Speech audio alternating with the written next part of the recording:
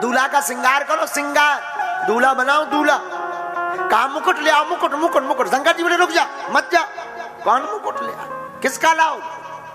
देवता सब भग गए, कहीं ऐसा नो हम ही से न मांगे। देवता भग गए। शंकर जी बोले हमें मुकुट की जरूरत भी नहीं है। बोले क्या? जटा मुकुट आही मार सवार, जटा मुकुट आही मार सवार।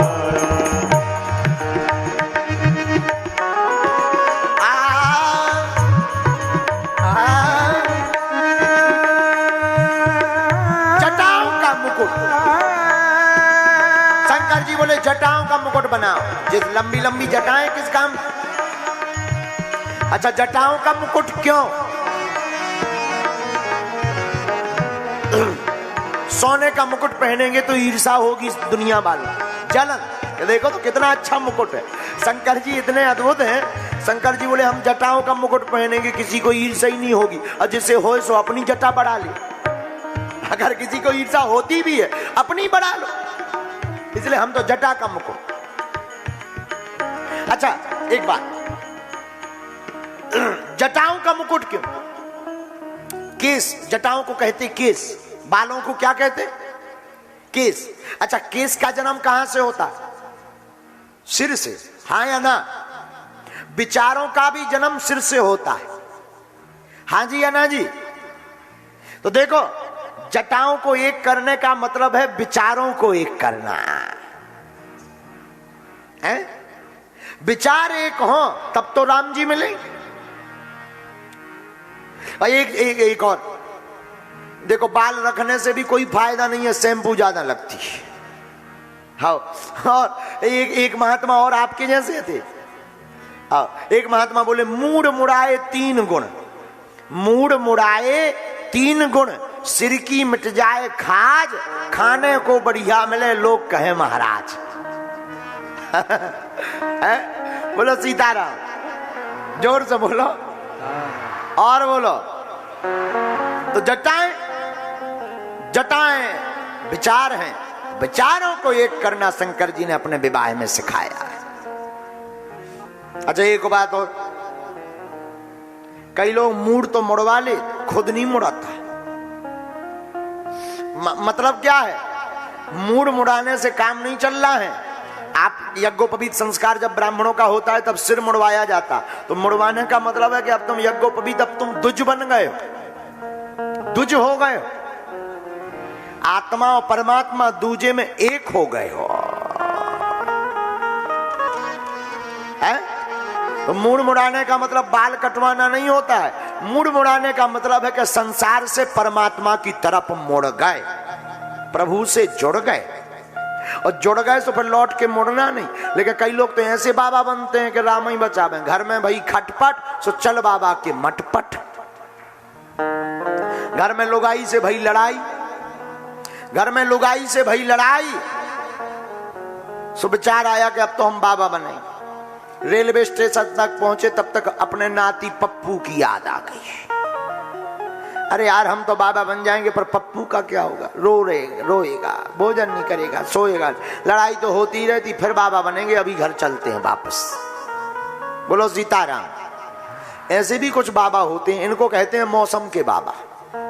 अच्छा, मौसम के बाबा भी बहुत पाए जाते हैं, बहुत बहुत पाए जाते हैं। सावन आवे, सावन का महीना, जहां देखो तुम्हें गली नहीं मिलेगी, हर हर बोले, हर हर बोले, हर हर बोले, हर हर बोले, भांग के गोले, हर हर बोले, हर हर बोले। और सावन गायब, सो भक्त गायब, फिर नहीं दिखा। दिखते हैं तुम्हें? बोलो सीताराम। तो श्रृंगार जटाओं का, जटाओं को एक किया भोले बाबा। जटा मुकुट आही मोर संवारा,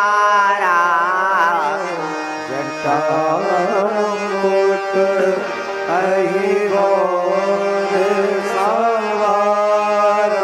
अब कुंडल कंकन पहिरे ब्याला, तन विभूति पट के हरि छाला,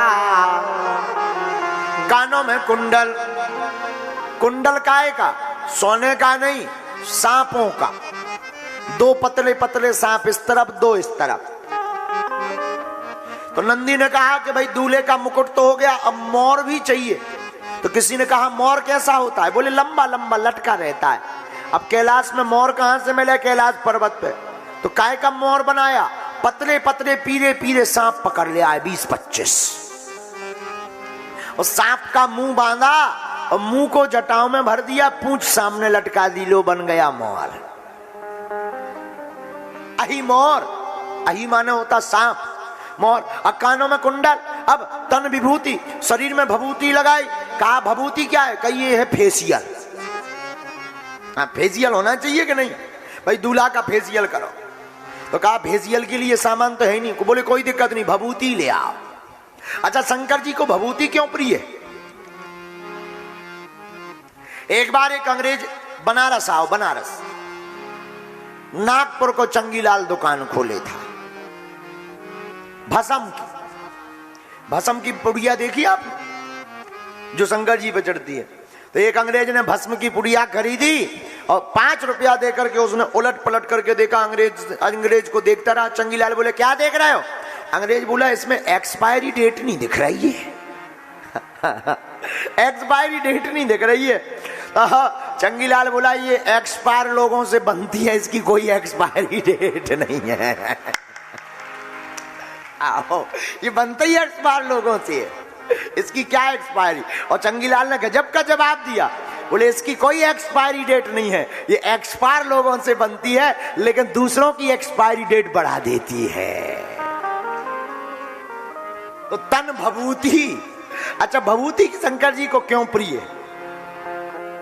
एक बार एक मुर्दा जा रहा था, मुर्दा। राम नाम सत्य, क्या बोलते हैं घर वाले? राम नाम, राम नाम, राम नाम, राम नाम। ऐसा लग रहा है जैसे सही में कुछ चल रहा हो। राम नाम, राम नाम, राम नाम, सत्य, सत्य है ये। शंकर जी खड़े थे, सब राम नाम सत्य है सत्य है कह रहे थे। शंकर जी ने कहा बा ये आदमी भला मरा, कम से कम लोग राम नाम सत्य तो कह रहे, लगता है ये तो हमारी पार्टी वाले। शंकर जी उस पार्टी में सम्मिलित हो गए और सब लोग पहुंचे शमशान। शमशान में जहां आग जलाई सो जब तक तो कह रहे थे राम नाम सत्य है, और जहां आगी लगी, मुर्दा लगा जलने, सो लोग बात लगे करने। एक दूसरे से बोला इधर आओ, तुम्हें कब पता लगा, कब मरा? अरे बोले हम क्या बताएं। दूसरा बोला हम क्या बताएं, हम तो दुकान जा रहे थे, तब तक पप्पू की बाई ने बताई कि फलाने मर गए। तब तक तीसरे ने तो हद कर दी। तीसरा बोला बताओ, हम तो बिल जमा करने जा रहे थे बिजली का, आज ही जे मर गए। अब प्लांट और लगेगी अगली बार, ये थोड़ी देने आएंगे। चौथा बोला अब हमारी मत पूछो, तुम्हारी तो बिल लगेगा, हमारे घर पे तो मिस्त्री और मजदूर दोनों खड़े हैं, मकान बन रहा है। जब तक पता लगा कि जी भाई साहब ने पट गए। शंकर जी बोले बताओ, अभी कुछ देर पहले तो कह रहे थे राम नाम सत्य, अब तो जी दुनिया को सत्य कहने लगे। शंकर जी समझ गए ये हमारी पार्टी के नहीं है। शंकर जी ने कहा कि भाई हमारी पार्टी का कौन है? बोले जो जल गया, जिसके कारण कुछ देर ही सही इन्होंने राम नाम सत्य तो कहा, लेकिन तब तक वो जल चुका था, अब उससे क्या मुलाकात करें, लेकिन उसकी जली हुई भस्म डली हुई थी। बोले कुछ भी कहो, तुम्हारे कारण राम नाम का पुकार तो हुआ, उसी भस्म को शरीर में लगा लिया।